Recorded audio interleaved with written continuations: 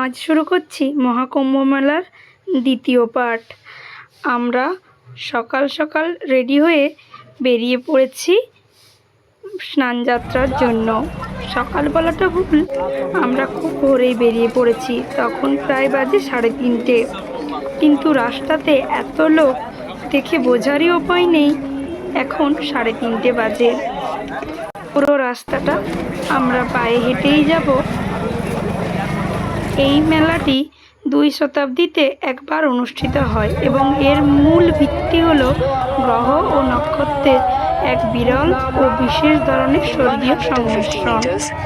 আমরা এলাকাতে পৌঁছে গিয়েছি, আর এখান থেকে ভিউটা জাস্ট দেখো তোমরা। আমরা সঙ্গমের এই পারে রয়েছি, আমরা যাব ওই পারে। তাই প্রথমেই ওখানে যে বোটগুলো চড়ছে তাদের সাথে কথা বলার জন্য চলে গিয়েছিলাম। তো ওখানে গিয়ে ওরা বলছে ওই ঘাটে যাওয়ার জন্য নাকি একজনের 2500 টাকা করে নেবে। তাই এতটা টাকা দেওয়া সম্ভব নয়। আমরা ঠিক করলাম পায়ে হেঁটেই যাব। তো যাত্রা শুরু করলাম। গ্রহের বিশেষ অবস্থান, যেমন বৃহস্পতি যখন মেষ রাশিতে এবং সূর্য ও চন্দ্র মকর রাশিতে অবস্থান করে, তখন এই বিশেষ সময়টি আসে যা মহাকুম্ভের আয়োজনকে নিশ্চিত করে। আমরা হাঁটতে হাঁটতে প্রায় সকাল হয়ে এসেছে, আর এদিকে একটার পর একটা পুল বন্ধ রয়েছে। তাই আমরা একদম শেষ পুল, সেই 30 নম্বর পুল দিয়ে হেঁটে যাব।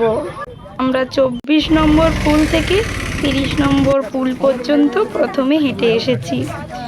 আর এই যে ব্রিজগুলো বানানো হয়েছে সত্যি অসাধারণ, কারণ এত মানুষের ভাড়াও সেটা কিন্তু অত্যন্ত ভালোভাবেই টিকে রয়েছে। এখানে যেন রয়েছে এক অনন্য শক্তি। এতটা হেঁটে এসেছি, কিন্তু এখনো পর্যন্ত কোনো ক্লান্তি শরীরের মধ্যে আমরা বুঝতে পারিনি। বোটগুলো নিজেদের সুবিধা মতো পয়সা নিচ্ছে। আমি তো আগের ব্লগগুলোতে দেখেছিলাম অনেকের কাছেই অনেক কম নিয়েছে। এরপর তুমি যেমন দরদাম করতে পারবে। এছাড়াও অনবরত এখানে বাইক চলেছে, কিন্তু সবেতেই এত পরিমাণে টাকা নিচ্ছে যে সাধারণ মানুষের পক্ষে সবসময় চাপাটা সম্ভব নয়। আমরা এখানে একটা মন্দির দেখতে পেয়েছি, আর সেটাতেই আগে উঠে পড়ছি। মন্দিরটা অনেকটা উঁচুতে রয়েছে। নিচে জলধারটা তোমরা দেখতে পাচ্ছ কতটা নিচে। এই জায়গাটার একটা আলাদা মাহাত্ম্য আমি তো অনুভব করেছি, কারণ এখানে যেন সব ক্লান্তিই দূর হয়ে যায়। এত হাঁটার পর যখন আমার মনে ক্লান্তি আসেনি, তার মাহাত্ম্য তো রয়েইছে। তুমি অনুভবই করতে পারবে না যে তুমি অনবরত হেঁটেই চলেছ। এই মন্দির চত্বরটা অসাধারণ। এখানে এই বট গাছটাকে দেখো কতটা পুরনো, তার ঝুড়ি থেকে আরও অনেকগুলো গাছ হয়ে গিয়েছে। মন্দিরটা অসাধারণ। আর এই দেখো আমাদের ভোলানাথ। আবারও ওখান থেকে নেমে যাত্রা শুরু করলাম ঘাটের দিকে। এখানে লক্ষ লক্ষ মানুষ পবিত্র নদীতে প্রতিদিন স্নান করছে। এই মেলাটা বসেছে ধারে ধারে। সেখান থেকে মানুষ সিঁদুর, রুদ্রাক্ষের মালা, আরও নানা রকম মালা রয়েছে।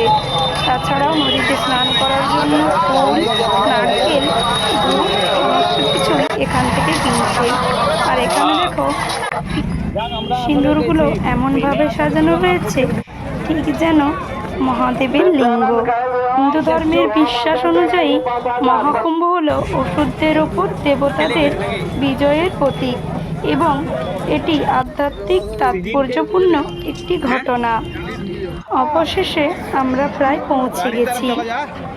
এবার আমরা স্নান করব। দেখতেই পাচ্ছ কত কত মানুষ এখানে রয়েছে। এছাড়াও এই ঘরগুলো করা রয়েছে সবার ড্রেস ছাড়ার জন্য। তাই এখানে পৌঁছেছিলাম প্রায় 9:30টার দিকে।